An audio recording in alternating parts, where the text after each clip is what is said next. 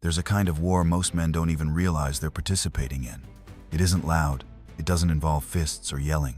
It lives in the subtle looks, the unexpected silences, the slow erosion of trust that starts from a single misread tone. The tragedy: most men walk away from these moments feeling confused, blindsided, even betrayed, asking themselves, why did it turn into this? I didn't even say anything wrong. But that's the very root of the misunderstanding. What if the issue isn't what you said, but how you made her feel without knowing it? What if you're playing a game that isn't governed by logic, but by something far older, deeper, and emotional than language? Carl Jung once said, "The meeting of two personalities is like the contact of two chemical substances. If there is any reaction, both are transformed." The problem is that most men don't realize what substance they are offering when they speak.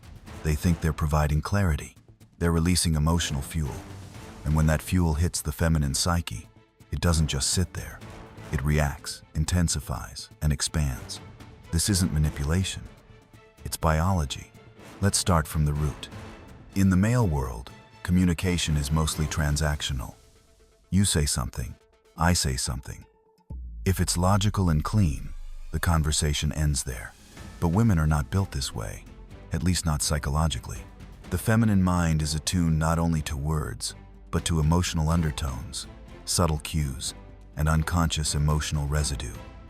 From an evolutionary perspective, this made perfect sense. A woman's ability to survive and to protect her offspring depended on her sensitivity to changes in her environment, especially in human behavior. She needed to feel danger before it became visible. And that same mechanism is at work in your conversations today. That's why a slight shift in your tone, one you didn't even notice, can turn a simple disagreement into an emotional wildfire. Because for her, it's not just a shift in tone. It's a possible shift in safety, connection, or your commitment to the relationship. The common male mistake is assuming that being right gives you the right to be blunt, cold, or emotionally flat. But being right is not the same as being wise. What's missed in most male-female interactions is this: women don't just absorb your words, they mirror your emotional state, often in magnified form. Imagine this. You walk in with subtle irritation thinking it's no big deal. But in her world, that emotional signal isn't received as minor. It's received as amplified. She might not even be able to explain why she's suddenly agitated. But emotionally, she's responding to the energy, not the content. This is the amplification principle. Whatever emotional seed you plant, she grows it. You bring tension, she reflects anxiety. You bring sarcasm, she returns defensiveness. You bring peace, she softens. Think of it like emotional acoustics. Speak into a canyon with anger, and the echo comes back sharper, louder. Speak with care, and it returns gently. Women are emotional echo chambers, not because they're unstable, but because they are biologically designed to receive, magnify, and reflect emotional energy. You're not in a dialogue of facts. You're in a resonance chamber of feelings. And here's where things get even more crucial. Most men try to solve conflict by becoming more intense. They raise their voice. They double down. They try to win the argument. But this is like adding gasoline to a fire and expecting it to calm down. She's not trying to defeat you. She's trying to feel you. And if she can't feel you, her nervous system sounds the alarm. This doesn't mean you have to walk on eggshells or suppress your boundaries. Firmness is essential, but only when it's wrapped in warmth. Emotional control doesn't mean becoming robotic. It means mastering the tone you bring into her emotional world. This is where men get it twisted. They think that by removing emotion from their voice entirely, they'll come across as calm. But in feminine psychology, coldness isn't calmness. It's a signal of withdrawal. And withdrawal means danger. Her instincts flare. Not because she wants to fight, but because she's now fighting for the relationship's survival, at least in her nervous system's eyes. Ironically, if you're flat and emotionless, you might make her more reactive. Because now, instead of sensing irritation, she senses something worse: indifference. And indifference, to her, is abandonment in disguise. So what's the solution? It's not about suppressing emotion. It's about refining it. You learn to remove the emotional signals that provoke her: irritation, sarcasm, judgment, but preserve the ones that soothe her: warmth, care, and curiosity. This is what I call tone mastery. Imagine how a calm and loving father might speak to a child who made a mistake. Not cold, not angry, but steady, warm, present. There's correction in his words, but affection in his tone. That's the blueprint. Most men fail here because they never learn to separate emotion from expression. They think if they feel something, they must express it raw. But emotional maturity means shaping your delivery for connection, not simply for release. The goal isn't to hide your truth. It's to offer it in a way that can be received. And none of this will matter. None, if you choose the wrong woman. Let's get honest. Some women are not partners in peace. They're addicted to conflict, emotionally unregulated, and unconsciously drawn to chaos. You could speak with the gentleness of a monk and still end up in a shouting match. Why? Because the fight is already in her. You're just a placeholder. That's why the first psychological tool in avoiding conflict with women is selection. You don't teach emotional harmony to someone who thrives in emotional storms. Some women will always turn calm into boredom, kindness into weakness, and boundaries into threats. These aren't relationship dynamics. They're trauma patterns masquerading as love, and they show up early. Within the first few interactions, these women will reveal themselves through their stories of crazy exes, where they were always the victim, through their constant complaints about friends or coworkers, through their erratic mood shifts during minor inconveniences. Most men ignore these signals. They tell themselves, she's just passionate, or she's been through a lot. But beneath that justification is usually fear. Fear of being alone, fear of missing out, fear that no one better will come. And so they stay and suffer. You can't have a peaceful relationship with someone who only feels alive during chaos. And no amount of perfect communication will fix someone who needs emotional instability to feel desired. Which is why you must develop what I call early emotional screening. Watch how she handles disappointment. Observe how she speaks about people who don't benefit her. Listen closely to whether she accepts responsibility or always blames others. Because communication only works when both people want peace more than they want power. Once you choose well, then, and only then, do the tools of emotional leadership become effective. And that's what we'll explore in the next part. So you've made the right choice. She's emotionally grounded, responsive, and open to connection. But even the healthiest women can't read your mind, and you can't read hers. That's where emotional leadership begins. Not in dominating her, but in guiding the emotional current of the relationship through self-mastery. Here's the hard truth. Most men don't lead emotionally. They react, they mirror, or they shut down. But the man who leads knows that the way he expresses discomfort, frustration, or disagreement sets the entire emotional atmosphere. He understands that tone isn't decoration, it's architecture. And if you don't design your emotional tone consciously, you're building your relationship on sand.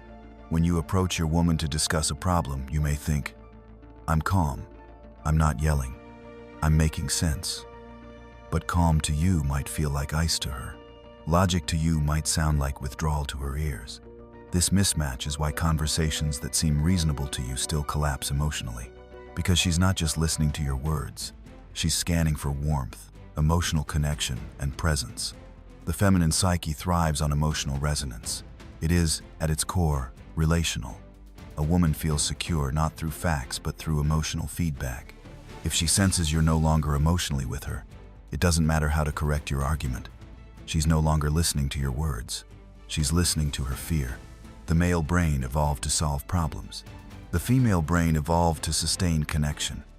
When you approach her like she's a faulty machine to be debugged, you're not solving anything. You're increasing her sense of disconnection. And from disconnection comes escalation. This is where emotional granularity becomes your most powerful tool. Think of it as emotional precision. Your ability to separate irritation from boundary setting, frustration from conviction, judgment from truth. You don't just talk. You choose how you emotionally show up in the conversation. So what does this sound like in practice? You don't say, stop being dramatic. You say, I can feel how much this matters to you. Let's work through it. You don't say, you always overreact. You say, I can tell this hit you deeply. Can we take a breath together first? In both cases, you're not being passive. You're being emotionally intelligent. And in that intelligence, you earn trust, because what she wants, at the core of her nervous system, is not to win the argument. It's to feel you're still there with her. Not physically, emotionally. She doesn't want a robot. She wants a man who can disagree with her and still feel at home.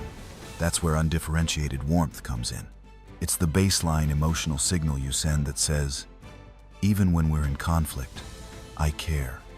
I'm not going anywhere. I want us to grow through this, not tear each other down. This tone of warm firmness is not weakness. It is a strength in its most sophisticated form. A lion doesn't need to roar to assert its power. Presence alone does it. And when a man speaks with presence, care, and certainty, even hard truths become digestible. But again, we're not aiming for perfection. The goal isn't to eliminate conflict, but to transform it. That's why you need tools. Not tricks, not manipulations. Tools grounded in emotional alignment. Let's walk through 5 essential ones. The first is what I call the warmth sandwich. Correction, framed by care. You begin with an affirmation of connection, move into the boundary or disagreement, then end with reassurance. For example, hey, I love what we're building here. When you say things like that, it doesn't land well for me. I'd love for us to find a better way. I believe we can. Same message, different delivery. And because of the emotional container you built, it lands with openness instead of defensiveness. The second is the curious observer. Replace accusations with inquiry. Curiosity disarms. It shifts you from opponent to ally. Instead of, why are you always like this? Say, hey, something feels off. Help me understand what's going on. You give her the emotional dignity to explain herself without feeling attacked. The third tool is the shared problem frame. Instead of it being you versus her, you position the issue as something both of you are facing together. You say, it seems like we're hitting a snag in how we communicate. What do you think could help us shift this? Immediately, you're in collaboration, not confrontation. And collaboration is where intimacy lives. The fourth technique is emotional validation. This is crucial. Before you offer feedback, you meet her where she emotionally is. You say, I can see you're hurt right now. That makes sense. I want us to find a way through that together. You don't excuse bad behavior, but you show that her experience matters to you. And that opens the door for behavioral change. The fifth is the future focus. Don't get stuck in the past. Lead her forward. If something went wrong, acknowledge it quickly, then pivot. Let's talk about how we want to handle this next time. It's clean, it's masculine, and it bypasses the emotional sinkhole of blame. Now, none of this works if it's just technique. The tone behind the technique is what determines its success. If your words are clean but your tone is cold, the message won't land. If your strategy is polished but your presence feels hollow, she'll feel unseen. You must embody these tools from a place of genuine care, not control. And when you do, something remarkable happens. She begins to trust that even in discomfort, you won't abandon her. That even when things get messy, you remain steady. That even when emotions rise, you don't collapse, you lead. That trust is more powerful than attraction. It's the seed of deep loyalty. For a woman, emotional safety isn't a luxury, it's oxygen. Give her that, and she will follow you anywhere. But let's take it a step further. The real mastery lies not in avoiding conflict, but in transforming it, turning what could be an argument into a moment of bonding, into an experience that strengthens her connection to you. Now we step into the highest level, not of control, but of connection. This is where emotional leadership becomes less about technique and more about energy, about presence, about what kind of emotional home you are for a woman, even when things get hard. Let's get something straight. The most powerful men are not the ones who avoid conflict, but the ones who can stand in the middle of a storm and remain composed, loving, unshaken, not passive, not submissive, but warm in their dominance, steady in their heart. When a woman becomes emotional, when she lashes out, breaks down, or withdraws, most men take it personally. They either mirror her chaos or run from it. But the rare man understands. This is not a time to fight or flee. This is a chance to lead. You don't argue. You don't correct right away. You hold space. You become the calm center of her emotional tornado. You invite her, through your energy, to return to stability, not by force, but by resonance. This isn't softness. This is masculine power in its purest form. Because she's not testing your logic. She's testing your emotional capacity. She wants to know, can you handle me when I'm not easy to love? Will you stand tall when I fall apart? Will you lead us back to safety when I've lost my emotional map? That's where the language of leadership becomes more than words. You say, I can see this matters a lot to you. Help me understand. You offer curiosity, not command. You offer presence, not pressure. And something extraordinary happens. She relaxes. She softens. Not because you won, but because you made it emotionally safe for her to put her sword down. This is what psychologists call emotional safety, and it's the foundation of both attraction and long-term bonding. It's what allows her to trust you not just with her body, but with her vulnerability. And once she trusts you with that, you stop being just a man. You become a refuge. Here's what most men miss. Influence over a woman doesn't come from dominance. It comes from being the safest emotional container she's ever known. Not the most agreeable, not the most perfect, but the most consistent. That's what creates effortless influence, when your emotional leadership is so grounded, so reliable, that she naturally follows your lead. Not because she's submissive, but because she trusts where you're taking her. This is where arguments disappear. Not because issues don't arise, but because the way you handle them changes. When you speak to her with warmth, clarity, and calm authority, even hard truths become healing. She no longer feels attacked. She feels guided. It's not about sugarcoating. It's about delivering truth in a way that preserves connection. Let's say she crosses a boundary. You could say, "You're always doing this. I can't deal with your drama." Or you could say, "Hey, I care deeply about us, and I need to be honest when you speak to me that way. It doesn't land well. I want us to find a better way." Together, both communicate the same boundary, but only one invites growth, the other invites war. And that's the final shift. Conflict no longer becomes something to avoid. It becomes a moment to deepen intimacy, a chance to show her who you are when things aren't easy. That's what women remember.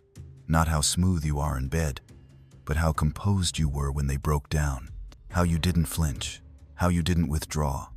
How did you not punish? You led. That's how attraction deepens, not from seduction, but from security. From her realization that you don't fold under pressure, that your emotional center is stronger than her storm. When she sees this, she bonds to you. Because now you're not just a partner, you're an anchor. This is what Jung would describe as masculine individuation, the process by which a man integrates his emotional world without losing his core. The man who can witness his partner's chaos and remain grounded is not just attractive, he is rare, and he is free. Because now, conflict no longer threatens him. He doesn't fear feminine emotion. He embraces it, not to fix it, but to navigate it, to alchemize it, to use it as a portal to a deeper connection. And that, ultimately, is the secret. The best relationships aren't those without arguments. They're the ones where arguments become opportunities. Opportunities for emotional repair, for reaffirming safety, for deepening trust. You don't fight to win. You lead to understanding. You set boundaries without burning bridges. You speak the truth with warmth. You stay connected when it's easier to detach. And in doing so, you become the man women want to stay with. Not because you're flawless, but because you make love feel safe. So when you think about never fighting with a woman, don't aim for control. Aim for composure. Don't aim to avoid conflict. Aim to transform it. Ask yourself, can I remain emotionally available even when I'm angry? Can I express the truth without punishment? Can I be both strong and soft without being either weak or aggressive? Because that balance, that paradox, is the secret doorway to love that lasts. Let her feel that, and she won't just respect you. She'll follow you emotionally. Not because she's obligated to, but because something in her feminine nature has always longed for a man who could hold both her fire and her tenderness and never let go. And when she finds that in you, there's nothing left to argue about. Not because conflict has disappeared, but because love has finally become safe.